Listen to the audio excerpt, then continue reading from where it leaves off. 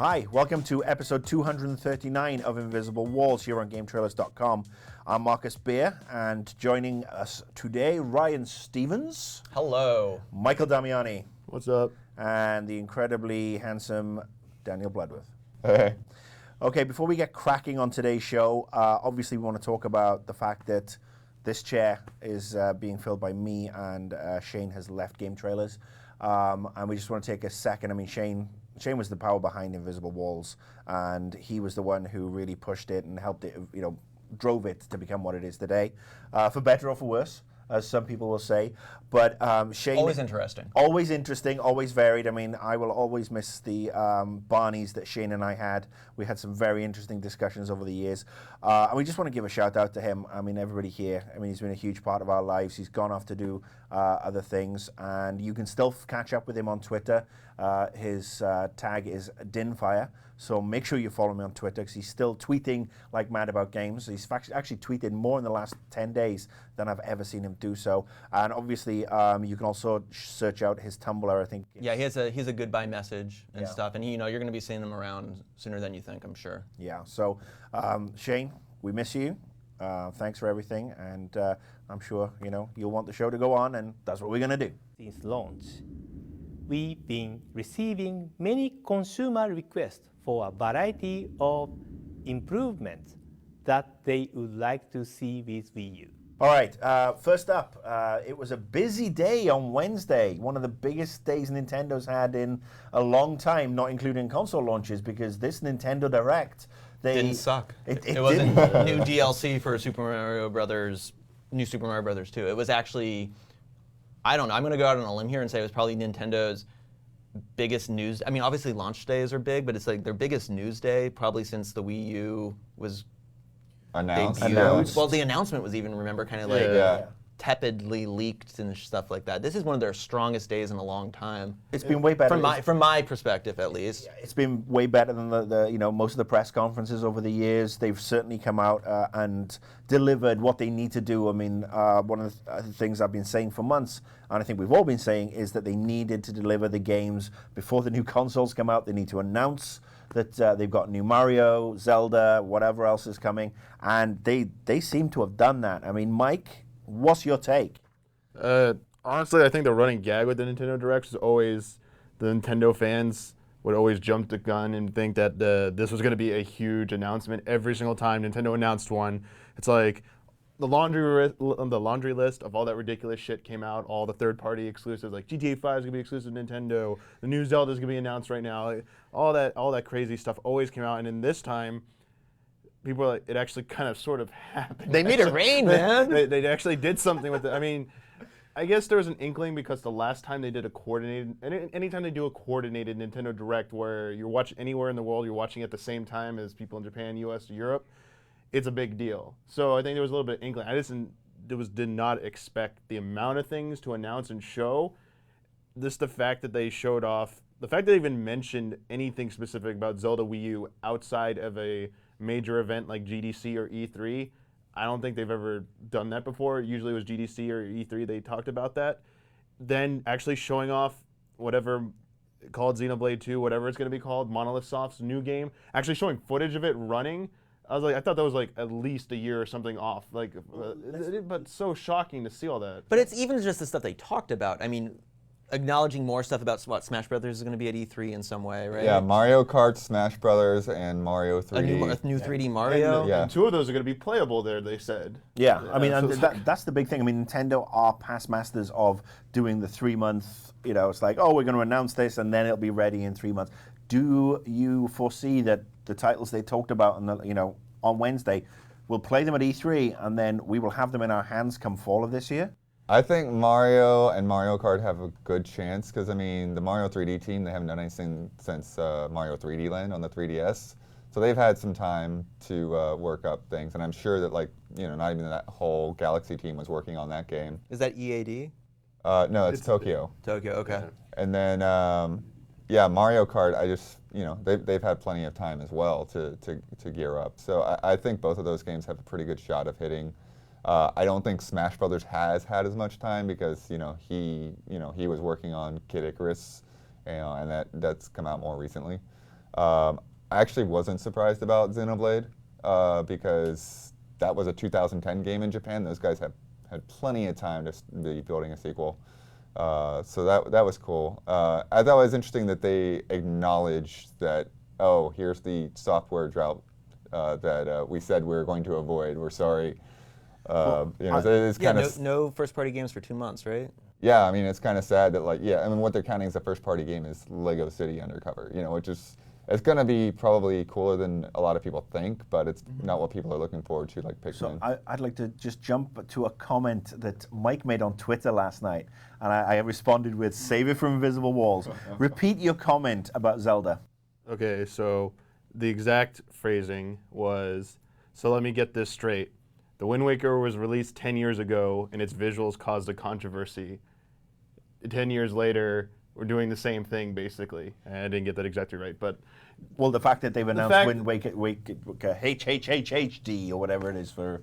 So, yeah, for anyone who doesn't know, when the Wind Waker... Not when the Wind Waker came out. The Wind Waker was shown... the time order was at Space World 2000, when they showed off the GameCube. They showed off this tech demo of a so-called realistic demo of Link and Ganon battling, and, fanboys shat their pants, basically.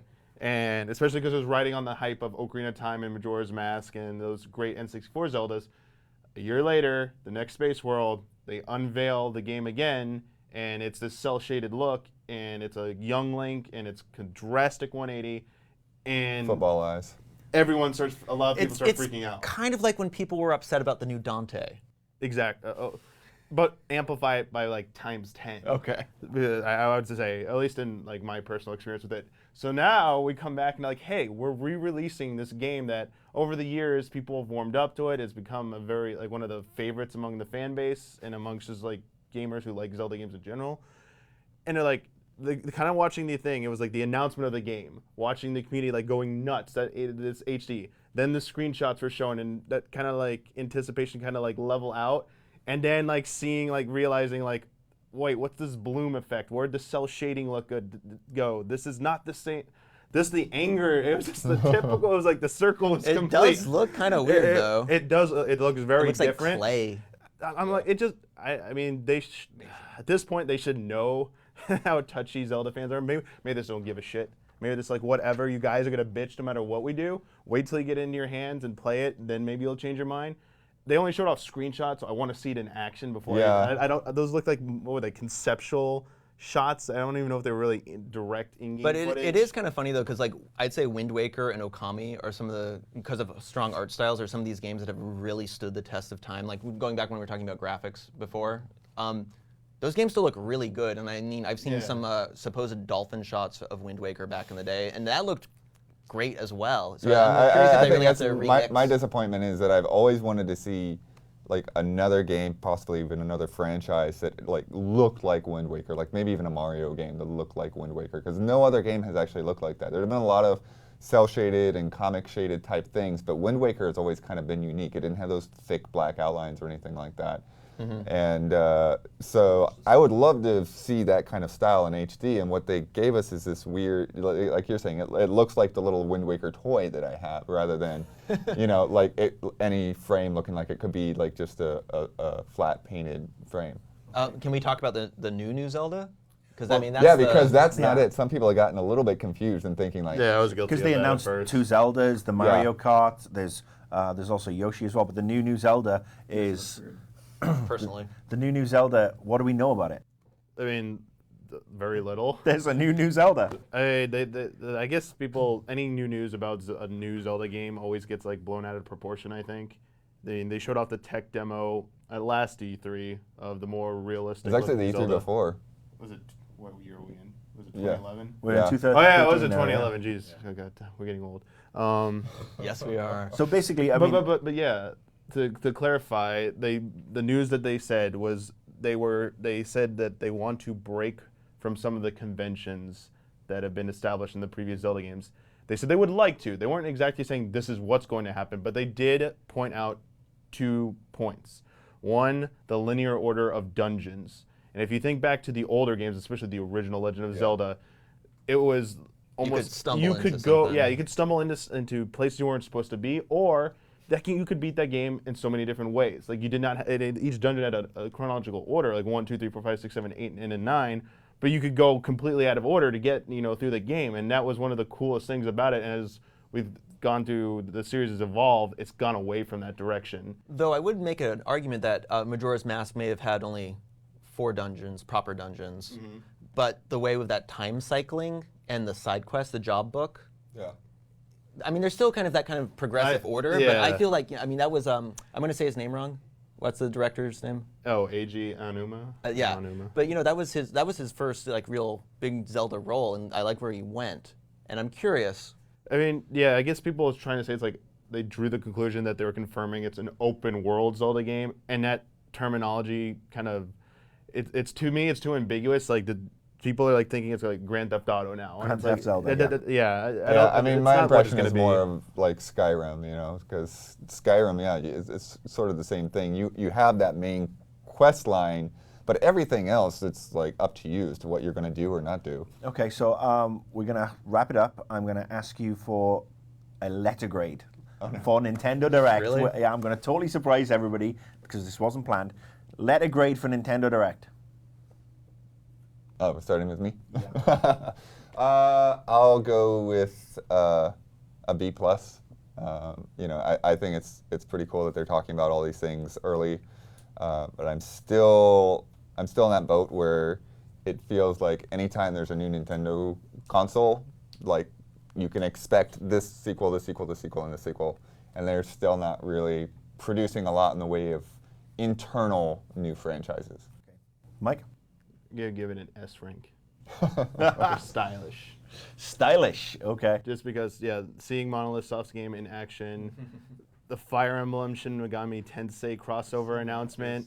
There's so many crazy things, like just the level of announcements. Just based on that, I hadn't been excited in a while about video games, so I was glad to have that. I'm going to give it an X for the big old X in the Xenoblade video. And for, like he said, Fire Emblem, and again, my pronunciation sucks, but the Shin Megami Tensei stuff, I think I did okay there. You did, actually. You can just say SMT. And I know Atlas is way bigger in Japan than out here, but that's really cool, and it just speaks to how this, I know some people kind of poo-pooed Wii Party, but they offered up everything. They were like, in 35 minutes, they were like, here, we're doing a hardcore strategy game with a partner, Smash Brothers coming, Zelda, all this big stuff, and we're doing some party games. It was a pretty big picture, appealing to a lot of people instead of there's kind of I've seen them kind of zeroing in on these audiences before and kind of just pushing an agenda, and it was really good. So, X. And they even talked about stuff like load times. You've had your say. Virtual console. My turn. I'm actually going to give them an A.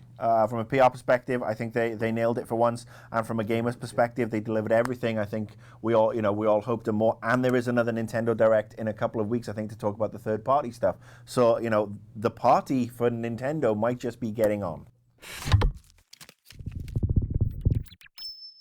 All right, next up, THQ went into court this week and proceeded to auction off all their franchises and studios. Most of them were bought, most found homes, some surprisingly so. 1 or 2 franchises were either sort of like left out in the cold or their licenses returned. For me, the biggest surprise, honestly, was Deep Silver. How they came out and bought Volition, which is obviously. Saints Row, sorry, brain fart there. But remember, it wasn't actually Deep Silver. It's Deep Silver's parent company. But they're going to be part of Deep. They're going to be released via Deep Silver Games. Yeah, no. At first, I thought obviously Dead Island did well, and production costs in Poland aren't crazy. But I was like, they didn't do that well. But from what I understand, is it Koch or Coach? I'm not sure. I think it's pronounced Cook. I think it's pronounced Cook. But they're you worked for Vivendi. They're like another media conglomerate over in Europe. I mean, I always pronounce them as Cock because it's funny. But yeah, they've got Dead Island, and now they've got Saints Row and Metro. which, Metro is always up on, has been on my radar for a while, ever since E3 last year, and I think that looks really cool. So it's interesting, and it's good for Deep Silver. I mean, they can hopefully get beyond the Torso controversy. I liked Dead Island, and I'm looking forward to Riptide. I thought it was a bunch of fun, zombie shooter. I loved it. So it was surprising, but they do have a bunch of bank behind them, as you said. Sega are going to purchase Relic. That makes sense to me because they've been doing pretty well with Total War, so this is another kind of, revered strategy series, and I just think that's a side of Sega that like a lot of people don't really think of as being Sega. No, I think it is a very un-Sega side, but you're right, and it's great. I mean, again, these people have found jobs. Hopefully they'll keep their jobs, and these franchises are going to be good. Crytek agreed to purchase Homefront. That's interesting to me because they're for a song too. For a song, yeah, as a song. Oh, the last game was shit. We'll give you nothing for it. Well, they've been working on that new Homefront game, so it's like they're essentially buying their own. They're investing game. in themselves. Yeah, and that's the Evolve thing, which we're still not quite sure about. Those guys put a bid in, but it was not matched by who ended up buying Evolve. Evolve went to Take-Two. Okay. Yeah, but I mean, Crytek purchasing Homefront. I mean, Homefront was a great concept. Unfortunately, it was about as good as the remake of Red Dawn. Homefront was a bad game. Yeah, in Crytek's hands, this might actually be a strong franchise moving forward. We talked Take-Two purchased Evolve. Ubisoft purchased. I've got here Montreal, but they didn't buy the whole of Montreal, although they probably own most of it now. They bought THQ Montreal and South Park: The Stick of Truth, which kind of surprised me. Isn't that still sort of up in the air? I know there's talks about like legal. Well, none of this battles. stuff's finalized until next week or this end of this week. But I mean, these were like the winning bids and stuff like that. Yeah, the winning bids, and they have to go through the final things. But I'm guessing. I mean, it makes sense. I mean, Ubisoft could actually do a really good job. I think they have some really good PR and marketing people up there who can do some creative stuff, and it'll be interesting to see if it does stick with South Park, how Matt and Trey and the Guillemets mesh, because that is going to be interesting, certainly interesting. The one downside was obviously Vigil and Darksiders. It's just ridiculous. I mean, I understand that Darksiders hasn't hit that sales potential that it should have hit. It was the best-selling game, though, the month it came out. But it's how can you not look at that game and the talent and the art and everything that they've put together and not say that, like, if you get these guys the right direction and the right marketing, that they can do something awesome. That was the problem with Darksiders. I liked Darksiders 2. I didn't love it, but I liked it and could appreciate it. What I hated, the marketing campaign was atrocious. I mean, you see some of the billboards that were up in LA, and they were very nebulous. The PR guys busted ass to try and do what they needed to do, but the marketing was ridiculous. They did some okay stuff. But I mean, I think it was like $500,000 they were asking for Darksiders and Vigil. I think that's the number I saw. I know Platinum, right? Yeah, this is crazy how people can blow up over a tweet, right? Yes, there was a remark coming out of the Platinum Games guys saying that they had an interest in obtaining Darksiders and Vigil itself, or trying to. I mean, that's not beyond possibility. Still, no, it's not. Still, it's interesting. Did you even read the kind of like open letter from that? I did. And then like how that Project Crawler, which was basically gonna be Darksiders 3, and it was gonna have like 4-player co-op, and because I heard some people arguing that like Vigil had nothing in the works right now. And I was like, no, that's bullshit. They were working on Darksiders 3. They had something that they could have like put out there if someone had picked them up. And with the combat system, like I only played the first one. I played it very recently, and I had a really good time with it. It was a really fun game. Putting that in the hands of Platinum would be amazing, honestly. So make that work. Well, actually, I mean, I'd love to see the Vigil guys stay in business, because I don't think Platinum would. Yeah, I want them to team up. So let me clarify, so let me throw this out. Capcom, I think that could be an interesting fit at Capcom, where again, perhaps catering to the Devil May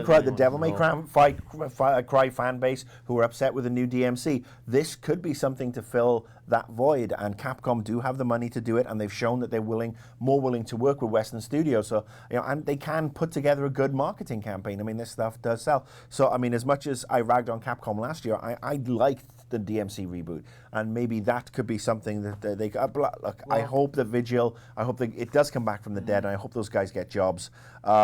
WWE is still up in the air. I still have a, just for Vigil, it is also important to remember, I think, a little bit that Joe Mad did leave the company right after Darksiders 2, and he was the driving creative force there. So, I mean, when we do talk about the talent, obviously, you know, we did the live stream. Those guys are great. I mean, that guy was a big, I forget his name, he was a big fighting game dude, like from old IRC channels and stuff. Like, they have a lot of talented people, but people can be apprehensive. And going back to the Ubisoft stuff for 2 seconds, I don't know if people remember, but Patrice, the guy behind Assassin's Creed, went to THQ, and I think 1666 was one of the games we know very little about. That was his baby, or is it not Watch Dogs, Underdogs? Whatever. But now he's back at Ubi as well. He may be back at Ubi. I mean, he may jump ship, but I mean, there could be ship. contract obligations that have to be fulfilled too. I don't know. So that's kind of interesting as well. Well, the final one is WWE, and all we know really is that that license has been returned to WWE, and 2K is the rumored front runner, which makes a lot of sense as long as it isn't like that horrible, was it Donking boxing game they did like in 2007, 2008. But yeah. Did you get Patrick, and he's our wrestling expert. wrestling game. So, Unfortunately. yeah, mostly good news. We're going to see stuff surfacing again. You know, fingers crossed for the Vigil guys. Hopefully they'll find, you know, they're talented guys. They'll find new gigs. So yeah. You know what THQ stands for? Toy Headquarters. Yeah. I used to work like 20 minutes from them when I was at Novalogic. I was at a THQ press event years ago, and I asked everyone that I interviewed if they knew what THQ was, and a couple of them didn't. So it was kind of entertaining.